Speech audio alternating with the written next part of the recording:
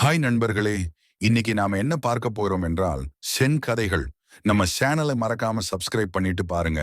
வாங்க வீடியோக்குள்ள போகலாம். 4 துறவிகள் 7 நாட்களுக்கு யாரும் ஒரு வார்த்தை கூட பேசாமல் தியானம் செய்வது என்று அவர்களுக்குள் ஒரு ஒப்பந்தம் செய்து கொண்டார்கள்.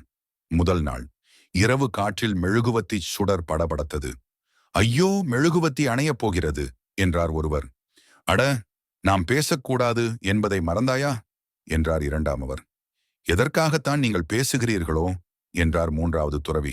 ஹா ஹா, நான் தான் எதுவும் சொல்லவில்லையே என்றார் நான்காவது துறவி. சத்குருவின் விளக்கம். மௌனமாக இருக்கப் போவதாகச் சொன்ன 4 துறவிகளை கலைப்பதற்கு உலகையே அதிர வைக்கும் நிகழ்வு எதுவும் நடந்துவிடவில்லை. ஒரு மெழுகுவத்தியின் படபடப்பு போதுமானதாக இருக்கிறது. உங்கள் மனது அதற்கு பழக்கப்பட்ட சில கட்டாயங்களை தாண்டிச் செல்வது சுலபம் அல்ல. உங்கள் இறந்த காலத்திலிருந்து சேகரிக்கப்பட்ட ஏராளமான பதிவுகள் தான் உங்களை ஆள்கின்றன. இதைத்தான் நாம் கர்மா என்கிறோம். வெளிப்படையான எதிரியை சமாளிக்கலாம். உள்ளிருந்து வேலை செய்யும் உளவாளியை என்ன செய்வீர்கள்? வேறு யாராவது பிடித்து வைத்திருந்தால் நீங்கள் வெளியே வந்து விடலாம். இது நீங்களே கவனமில்லாமல் பூட்டிக் கொண்ட சிறை. அந்த சிறை மீது பற்று வேறு வைத்து விட்டீர்கள். வெளியே வருவது எப்படி எளிதாக இருக்க முடியும்? முழுமையான விழிப்புணர்வும் குருவின் மேன்மையான ஆசிகளும் இருந்தால் அதுவும் சாத்தியமாகும்.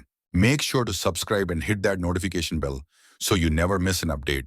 இன்று என்னுடன் சேர்ந்து இருந்ததற்கு மிக்க நன்றி. நான் உங்களுக்கு இந்த வீடியோவை உருவாக்குவதில் எனக்கு பிடித்தது போலவே நீங்கள் இதை பார்ப்பதில் மகிழ்ச்சி அடைந்தீர்கள் என நம்புகிறேன். நாம் விவாதித்த விஷயங்களில் உங்களுக்கு பயன் இருந்தால் தயவு செய்து இதற்கு ஒரு தம்ஸ் அப் கொடுத்து உங்கள் நண்பர்களுடன் பகிரவும். உங்கள் ஆதரவு எங்கள் சமூகத்தை வளர்க்க மிகவும் உதவுகிறது. அடுத்த வீடியோவில் சந்திப்போம்.